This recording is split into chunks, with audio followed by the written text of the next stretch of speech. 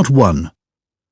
You will hear a man who works at an employment agency phoning a woman who is looking for a job.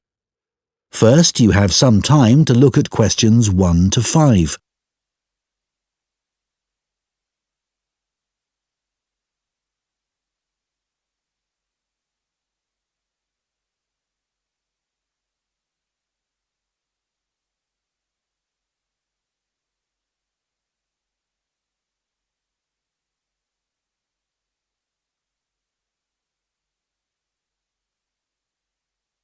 Now listen carefully and answer questions 1 to 5. Hello? Oh, hello. Is that Julie Davison? Yes. This is Greg Preston from the employment agency. We met last week when you came in to inquire about office work. Oh, that's right. Now, we've just had some details come in of a job which might interest you. OK. So this is a position for a receptionist. I believe you've done that sort of work before? Yes, I have. I worked in a sports centre for a couple of years before I got married and had the children. Right. Well, this job's in Fordham, so not too far away for you, and it's at the medical centre there. OK. So where exactly is that? It's quite near the station on Chastens Road. Sorry? Chastens Road. That's CHASTONS.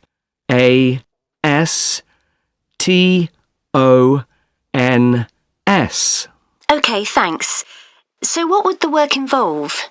Dealing with inquiries from patients? Yes, and you'd also be involved in making appointments, whether face-to-face or on the phone, and rescheduling them if necessary. Fine, that shouldn't be a problem. And another of your duties would be keeping the centre's database up to date. Then you might have other general administrative duties as well, but those would be the main ones. OK. Before you hear the rest of the conversation, you have some time to look at questions 6 to 10.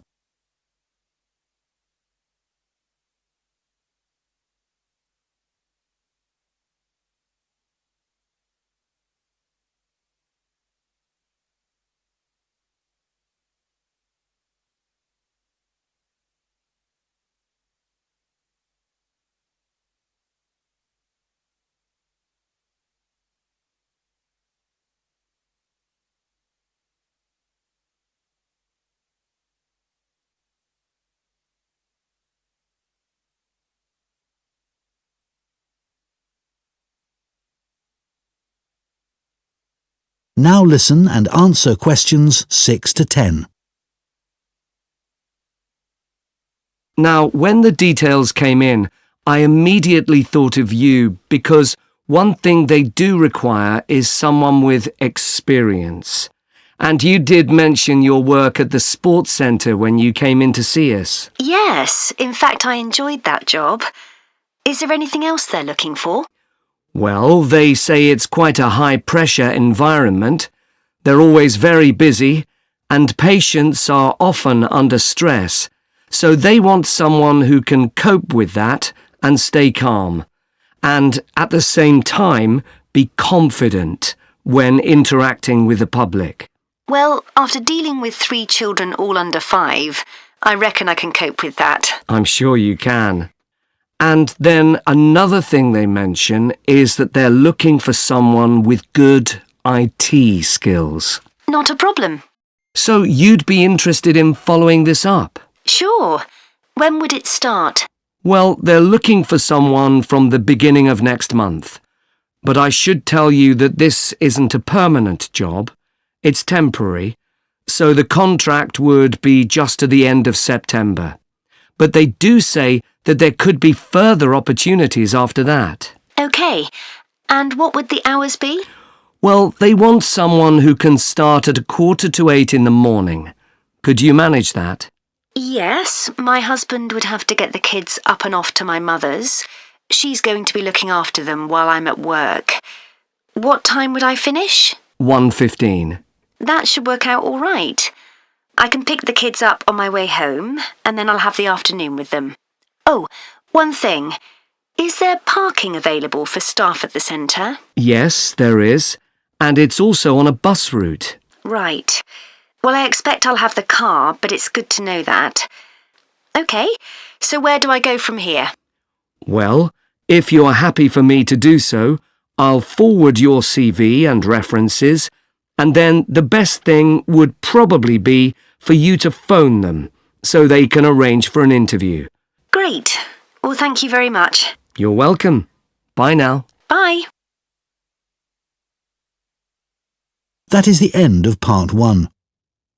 You now have 1 minute to check your answers to Part 1.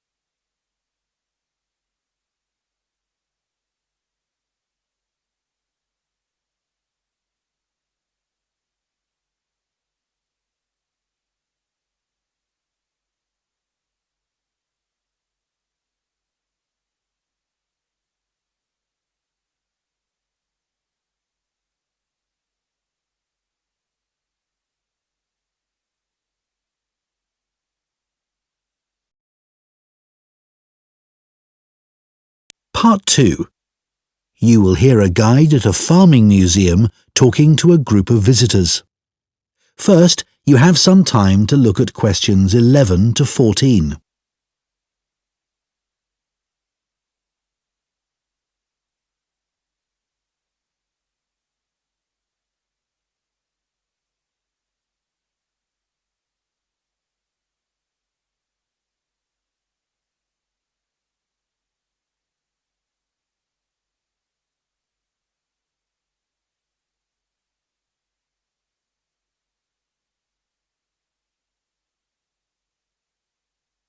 Now listen carefully and answer questions 11 to 14. Good morning, everyone, and welcome to the Museum of Farming Life. I understand it's your first visit here, so I'd like to give you some background information about the museum and then explain a little about what you can see during your visit. So, where we're standing at the moment is the entrance to a large building that was constructed in 1880 as the home of a local businessman, Alfred Palmer, of the Palmer Biscuit Factory. It was later sold and became a hall of residence for students in 1911 and a museum in 1951. In 2005, a modern extension was built to accommodate the museum's collections. The museum's owned by the university, and apart from 2 rooms that are our offices, the university uses the main part of the building. You may see students going into the building for lessons, but it's not open to museum visitors, I'm afraid. It's a shame because the interior architectural features are outstanding, especially the room that used to be the library. Luckily, we've managed to keep entry to the museum free. This includes access to all the galleries, outdoor areas, and the rooms for special exhibitions. We run activities for children and students, such as the Museum Club, for which there's no charge. We do have a donation box just over there, so feel free to give whatever amount you consider appropriate. We do have a cloakroom if you'd like to leave your coats and bags somewhere.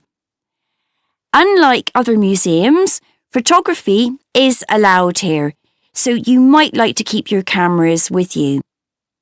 You might be more comfortable not carrying around heavy rucksacks, though keep your coats and jackets on as it's quite cold in the museum garden today.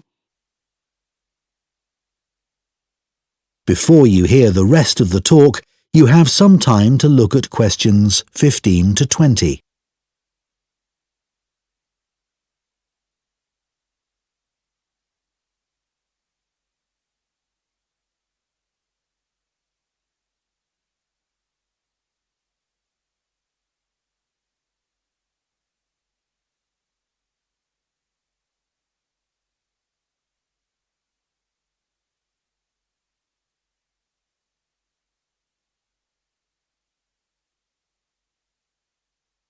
Now listen and answer questions 15 to 20. I'd like to tell you about the different areas of the museum.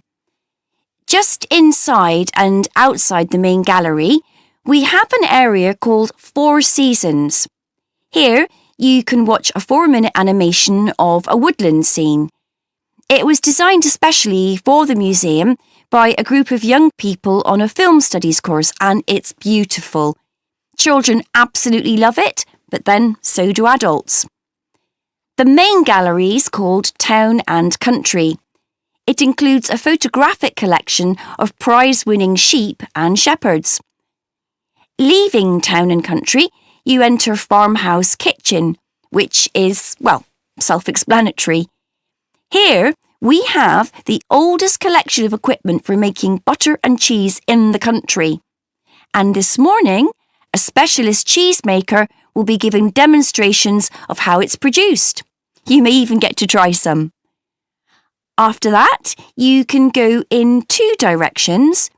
To the right is a staircase that takes you up to a landing from where you can look down on the galleries. To the left is a room called A Year on the Farm. There is lots of seating here, as sometimes we use the room for school visits, so it's a good place to stop for a rest. If you're feeling competitive, you can take our memory test, in which you answer questions about things you've seen in the museum. The next area is called Wagon Walk. This contains farm carts from nearly every part of the country. It's surprising how much regional variation there was. Beside the carts are display boards with information about each one. The carts are old and fragile, so we ask you to keep your children close to you and ensure they don't climb on the carts. From Wagon Walk, you can either make your way back to reception or go out into the garden, or even go back to take another look in the galleries. In the far corner of the garden is Bees Are Magic, but we're redeveloping this area so you can't visit that at the moment. You can still buy our honey in the shop though. Finally, there's the pond, which contains all kinds of interesting wildlife. There are baby ducks that are only a few days old, as well as tiny frogs. The pond isn't deep, and there is a fence around it, so it's perfectly safe for children. That is the end of Part 2. You now have 30 seconds to check your answers to Part 2.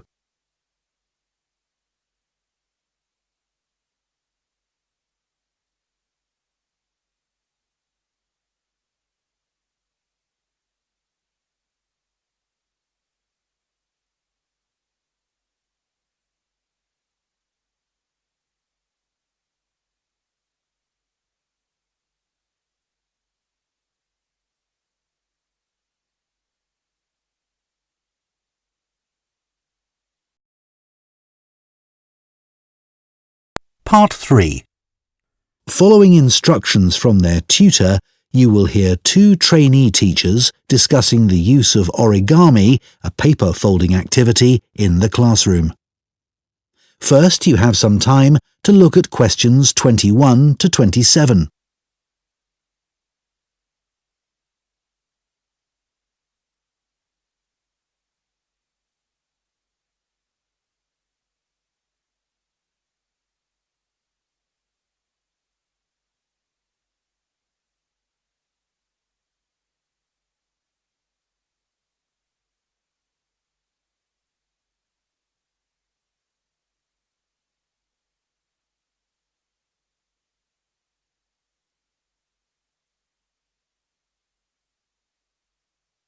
Now listen carefully and answer questions 21 to 27. So now I want you to discuss the lesson we've just been watching on the video and think about the ways in which origami can be a useful educational tool. Can you all work with the person sitting next to you? I had no idea that such a simple thing like folding squares of paper to make the shape of something like a bird could be such an amazing tool. It's made me see origami in a whole new light. I know.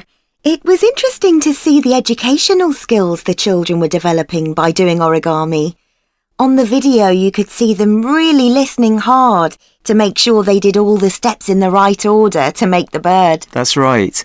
In this lesson, they were working individually, but it would also be interesting to see if the children could work out how to make something simple without being given any direction. That would help with building teamwork as well. Yes, but much more of a challenge. One thing that really stood out for me was that the children were all having fun while being taught something new. Which is a key aim of any lesson with this age group. And although these kids had no problems with folding the paper, with younger children you could do origami to help practice fine motor skills. Absolutely. Shall we talk about the individual children we saw on the video? I wrote all their names down and took some notes. Yes, I did too. OK, good. Let's start with Sid. He was interesting because before they started doing the origami, he was being quite disruptive. Yes, he really benefited from having to use his hands. It helped him to settle down and start concentrating. Yes, I noticed that too. What about Jack? I noticed he seemed to want to work things out for himself. You could see him trying out different things rather than asking the teacher for help. What did you make of Naomi? She seemed to be losing interest at one point, but then she decided she wanted her mouse to be the best, and that motivated her to try harder. She didn't seem satisfied with hers in the end, though. No. Anya was such a star. She listened so carefully and then produced the perfect bird with very little effort. I think the teacher could have increased the level of difficulty for her. Maybe. I think it was the first time Zara had come across origami. She looked as if she didn't really get what was going on. She seemed unsure about what she was supposed to do. But in the end, hers didn't turn out too badly. Yeah, I'm sure it was a positive learning experience for her. Before you hear the rest of the discussion, you have some time to look at questions 28 to 30.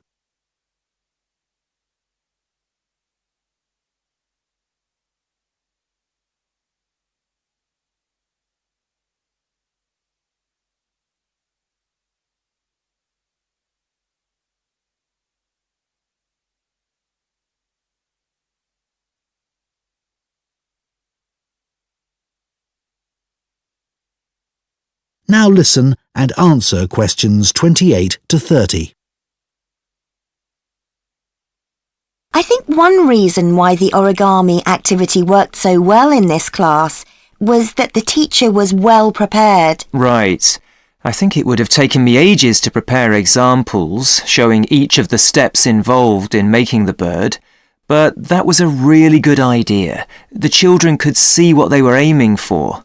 And much better for them to be able to hold something rather than just looking at pictures. Those physical examples supported her verbal explanations really well. It's strange that origami isn't used more widely. Why do you think that is? Well, teachers may just feel it's not that appealing to children who are used to doing everything on computers, especially boys, even if they're aware of the benefits. Oh, I don't know. It's no different to any other craft activity. I bet it's because so many teachers are clumsy like me. That's true. Too much effort required if you're not good with your hands. Well, anyway, I think we should try it out in our maths teaching practice with Year 3. I can see using origami is a really engaging way of reinforcing children's knowledge of geometric shapes, like they were doing in the video. But I think it would also work really well for presenting fractions, which is coming up soon. Good idea. That's something most of the kids in that class might struggle with. Origami would also be good practice for using symmetry, but I think they did that last term. OK, well, let's try and get some ideas together and plan the lesson next week. OK, if you could also... That is the end of Part 3. You now have 30 seconds to check your answers to Part 3.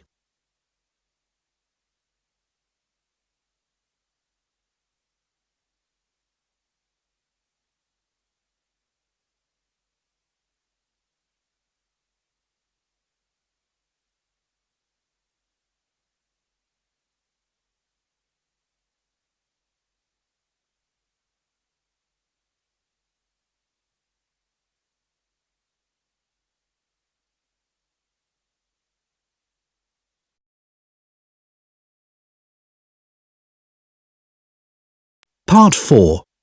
You will hear a literature student giving a talk about Victor Hugo, a famous 19th century French writer.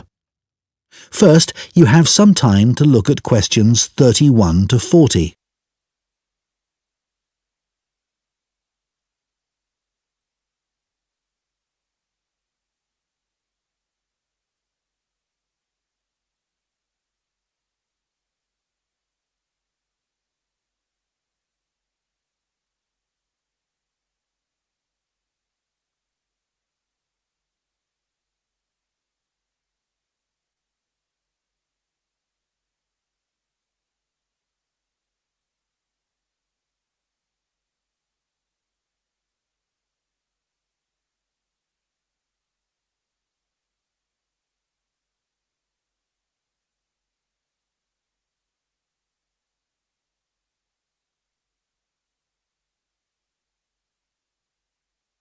Now listen carefully and answer questions 31 to 40. The person I've chosen to talk about is the French writer Victor Hugo. Many people have heard of him because his novel, Les Miserables, which he wrote in 1862, is famous around the world. It became a stage musical in the 1980s, and a film version was also released in 2012. So some of us, I'm sure, have a pretty general idea of the plot, but we know much less about the author. Today, I'm going to provide a little more insight into this talented man, and I'm going to talk particularly about the home he had on the island of Guernsey in the British Channel Islands. But first, his early career. As I've said, he was a writer. He was at the height of his career in Paris, and he was very highly regarded by his colleagues. As far as literature was concerned, he was the leading figure of the Romantic movement. However, as well as being a literary genius, he also gave many speeches about issues like the level of poverty in his society. He felt very strongly about this and about other areas where change was needed, like education. This kind of outspoken criticism was not well liked by the rulers of France, and eventually the Emperor, Napoleon III, told Victor Hugo to leave Paris and not return. In other words, he sent him into exile. So, Victor Hugo was forced to reside in other parts of Europe. Guernsey was actually his third place of exile, and he landed there in 1855. He produced a lot while on Guernsey, including Les Miserables, and to do this, he had to spend a great deal of time in the home that he had there. This was a property that he bought using the money he'd made in France from the publication of a collection of his poetry. It was the only property he ever owned, and he was very proud of it.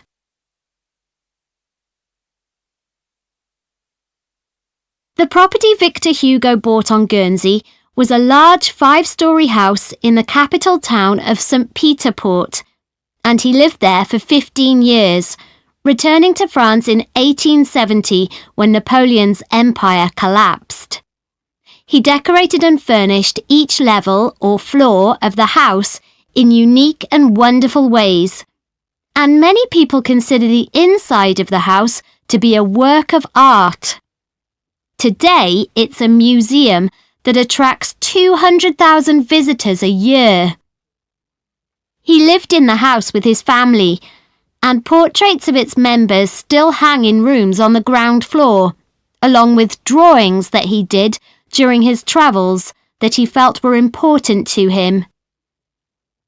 In other ground floor rooms, there are huge tapestries that he would have designed and loved. The walls are covered in dark wood panelling that Victor Hugo created himself using wooden furniture that he bought in the market. The items were relatively inexpensive, and he used them to create intricate carvings. They gave an atmosphere on the lower level that was shadowy and rather solemn. On the next level of the house, there are 2 impressive lounges where he entertained his guests. One lounge has entirely red furnishings, such as sofas and wall coverings, and the other blue. There's a strong Chinese influence in these areas in things like the wallpaper pattern and the lamps, which he would have made himself by copying original versions. His library, where he left many of his favourite books, forms the hallway to the 3rd floor and was a comfortable area where he could relax and enjoy his afternoons. And then, at the very top of the house, there's a room called the Lookout. Called that because it looks out over the harbour. In contrast to the rather dark lower levels, it's full of light and was like a glass office where he would write until lunchtime, often at his desk. So, Victor Hugo was a man of many talents, but he was also true to his values. While living in his house on Guernsey, he entertained many other famous writers, but he also invited a large group of local children from the deprived areas of the island to dinner once a week. What's more, he served them their food, which was an extraordinary gesture for the time period. In 1927, the house was owned by his relatives, and they decided to donate it to the city of Paris. It has since been restored using photographs from the period, and, as I mentioned earlier, is now a museum that is open to the public. That is the end of Part 4. You now have 1 minute to check your answers to Part 4.